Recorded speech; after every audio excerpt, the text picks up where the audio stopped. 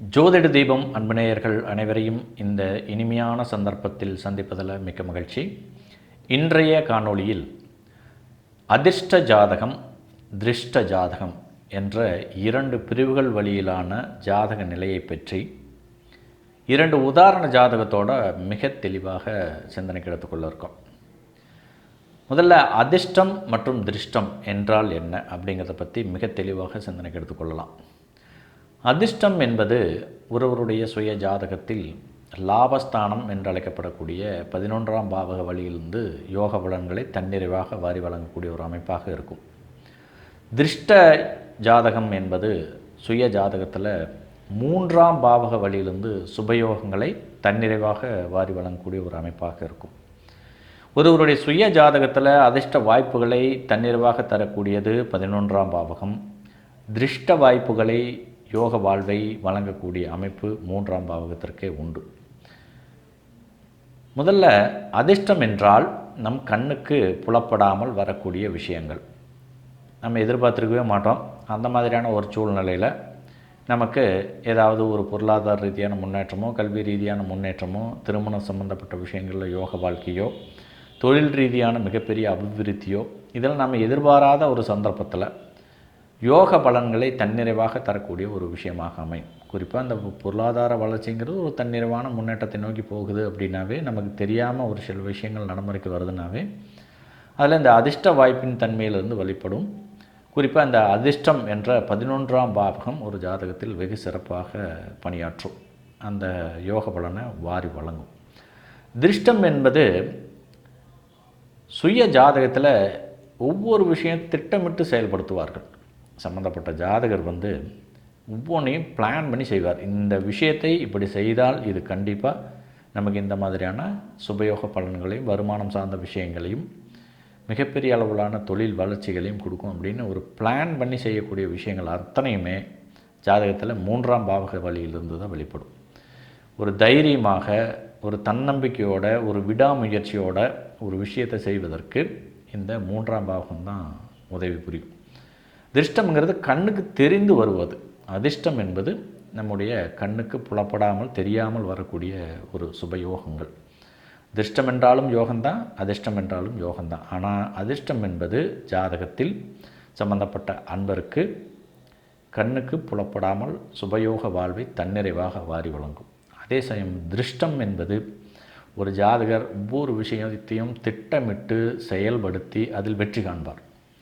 அவர் plan பண்ணுற மாதிரியே எல்லா விஷயங்களையும் அவர் ரீச் பண்ணுவார். குறிப்பாக ஆசை, லட்சியங்கள், அபிலாஷைகள், ஒரு திட்டமிட்டு செயல்படக்கூடிய விஷயங்கள், நினைத்ததை சாதிக்கக்கூடிய வல்லமைகள், இது எல்லாமே ஜாதகத்தில் இந்த 3ஆம் பாவக வழியிலிருந்து வெளிப்படும். அதிர்ஷ்டம்ங்கிறது பெரிய அளவில் இவர் இந்த மாதிரியான எஃபர்ட் எதுவுமே போடாமல் அந்த விஷயங்கள் எல்லாமே இவருக்கு அந்த பொருளாதார ரீதியான வளர்ச்சியோ அல்லது சுபயோக வாழ்வையோ தன்னிறைவாக தந்து கொண்டே இருக்கும். முதல்ல இந்த திருஷ்டம் அப்படிங்கிற ஒரு அமைப்புக்கான ஒரு உதாரண ஜாதகத்தை நம்ம சிந்தனைக்கு எடுத்துக்கொள்ளலாம். ஜாதகருடைய பிறந்த தேதி 7/5/1995 1:57 மிட் நைட்டில் பிறந்திருக்காரு, பட்டுக்கோட்டையில். ஜாதகருடைய இந்த பிறந்த குறிப்பின் அடிப்படையில் ஜென்ம லக்கணம் கும்பம், ஜென்ம ராசி கடகம், நட்சத்திரம் பூஷ நட்சத்திரம், 3ஆம் பாதம். இந்த ஜாதகருக்கு சுய ஜாதகத்தில் அந்த 3ஆம் பாவகம் என்பது மிக மிக வலிமையாக இருக்கிறது. ஜென்மலக்கணத்திலிருந்து அந்த 3ஆம் பாவகம் என்பது ரொம்ப மிக வலிமை பெற்ற ஒரு தன்மையில் இருக்குது. அப்போ இந்த ஜாதகர் எந்த ஒரு விஷயத்தையும் நுண்ணிப்பாக கூர்ந்து கவனித்து திட்டமிட்டு தன்னுடைய லட்சியங்களை அடைவதற்கான சாத்தியக்கூறை தரும். மேலும் இந்த 3ஆம் பாவகம் என்பது காலபுருஷனுக்கு முதல் ராசியாக வருது. மேச ராசியில் அந்த 3ஆம் பாவகம் அமைகிறது. அப்படின்னா ஜாதகரே அந்த விஷயங்களை திட்டமிடுவார் அப்படின்னு அர்த்தம். ஒவ்வொரு விஷயத்தையும் பிளான் பண்ணி சக்ஸஸ்ஃபுல்லாக பண்ணி அதையெல்லாம் விடாமுயற்சியோடு போராடி அந்த விஷயங்கள் அனைத்தையுமே வெற்றிகரமாக நுகரக்கூடிய வல்லமை கொடுக்கும் அப்படிங்கிறது இந்த ஜாதக அமைப்பு. சரி, இது எந்த காலகட்டத்தில் சேரும் அப்படிங்கிறது மிக முக்கியமானது. இப்போ ஜாதகத்தில் அந்த அமைப்பு இருக்குது அப்படின்னாவே அது எல்லா நேரத்துலையும் அந்த பலனை கொடுத்துறாது. ஆனால் எந்த நேரத்தில் அதன் பலாபலன்கள் முழுமையாக நான் அனுபவிக்க முடியும்னா, இப்போ நமக்கு நடைமுறையில் இருக்கக்கூடிய தசாவோ அல்லது எதிர்வரக்கூடிய தசா புத்திகளோ அந்த பாவக பலனை ஏற்று நடத்தினால் நடைமுறைக்கு வரும். அந்த வகையில் சம்மந்தப்பட்ட ஜாதகருக்கு கேது மகா திசை தற்பொழுது நடைமுறையில் இருக்குது. ஆனால் 15/10/2028 மேலே வரக்கூடிய இந்த சுக்கிரன் திசை 15/10/2042 வரைக்கும் இருக்குது. இந்த காலகட்டத்தில் ஜாதகருக்கு இந்த சுக்கிர மகாதிசையில் எடுத்து நடத்தக்கூடிய பலன் என்பது 3ஆம் பாவகம் 3ஆம் பாவத்தோட தொடர்பை அருமையான யோக பலனை தருது. அப்போ அந்த காலகட்டம் சரியான பருவ வயசில் வருது. ஜாதகருக்கு 15/10/2028 ஆரம்பித்து 15/10/2048 வரைக்கும் இவர் நினச்ச மாதிரியான லட்சியங்களை எல்லாம் அடைவதற்கும் ஆசை அபிலாசைகள் மற்றும் பொருளாதார யோக வாழ்வை அனைத்தையும் சுவீകരിப்பதற்கான தன்மையை நிச்சயமாக தரும் அப்படிங்கிறது இங்கே திருஷ்ட ஜாதகத்தின் வழியிலிருந்து ஒரு உதாரணமாக நம்ம சிந்தனைக்கு எடுத்துக்கொள்கிறோம். அடுத்து அதிர்ஷ்ட ஜாதகம்.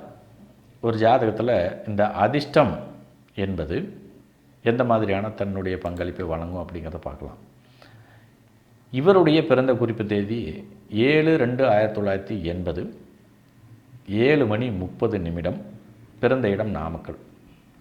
ஜாதகருக்கு இந்த அதிர்ஷ்டத்தை குறிக்கக்கூடிய பாவக தொடர்புகள் என்பது 1, 7, 11 ஆகிய வீடுகள் 11ஆம் பாவத்தோட தொடர்பை நல்ல அதிர்ஷ்டத்தை தன்னிறைவாக வாரி வழங்கி கொண்டிருக்கிறது. அந்த 11ஆம் வீடுங்கிறது வந்து பார்த்திங்கன்னா நமக்கு எந்த விதத்திலுமே ஒரு முயற்சிகளையோ பெரிய அளவில் ஒரு திட்டமிடுதலையோ செய்யாமல் இயற்கையாகவே அந்த ஜாதகருக்கு இது அமையும் அப்படிங்கிறது இந்த ஜாதகத்தில் இருக்கக்கூடிய வெகு சிறப்பான விஷயம். இதில் 13/12/2014 ஆரம்பித்து 13/12/2033 வரைக்கும் சனி மகாதிசை நடந்து இருக்குது.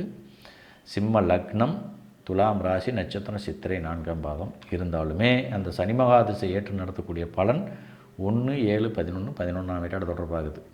இதற்கு முன்பு நடந்திய அந்த குரு மகாதிசையும் ஜாதகருக்கு 1, 7, 11 11ஆம் பாவத்தோட தொடர்பாக நல்ல அருமையான யோக பலனை தந்திருக்குது.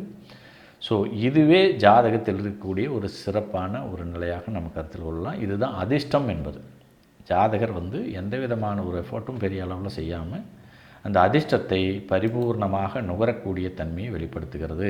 ஜாதகருக்கு வந்து பார்த்திங்கன்னா 1, 7, 11 ஒன்றுனா இவருடைய அதிர்ஷ்டத்தின் தாக்கத்தை இவரே சுயமாக உணர முடியும். 7ங்கிறது பொதுமக்கள், நண்பர்கள், வாழ்க்கை துணை, கூட்டாளிகள், எதிர்பாலின சேர்க்கை அந்த வழியிலிருந்து அதிர்ஷ்டத்தை நுகர்வார். 11ங்கிறது தன்னுடைய மூத்த சகோதர வழியிலிருந்தும் கண்ணுக்கு புலப்படாத தன்மையிலான அதிர்ஷ்டங்களையும் தன்னுடைய அறிவுபூர்வமான நடவடிக்கைகள் வழியிலான ஒரு தன்மையிலையும் ஜாதகர் சுவீகரிப்பார் அப்படிங்கிறது இங்கே யதார்த்தமான உண்மை நிலையாக இருக்கிறது. ஸோ சுய ஜாதகத்தில் அதிர்ஷ்டம் இருந்தால் ஜாதகருக்கு எந்த நேரத்தில் எந்த விதமான அதிர்ஷ்டத்தை தரும் அப்படிங்கிறது தெரியாது. அதே மாதிரி நடைமுறையில் இருக்கக்கூடிய தசாபுத்திகள் அந்த வீட்டு பலன் எடுத்து நடத்தினா அந்த பலனை முழுமையாக அனுபவிக்க முடியும். திருஷ்டம்ங்கிறது கண்டிப்பாக ஜாதகர் தன்னுடைய விஷயங்களை எல்லாமே திட்டமெடுத்து அதில் வெற்றி காண்பார் அப்படிங்கிறதை நம்ம இந்த நேரத்தில் அறிவுறுத்துகிறோம். வாழ்த்துக்கள்.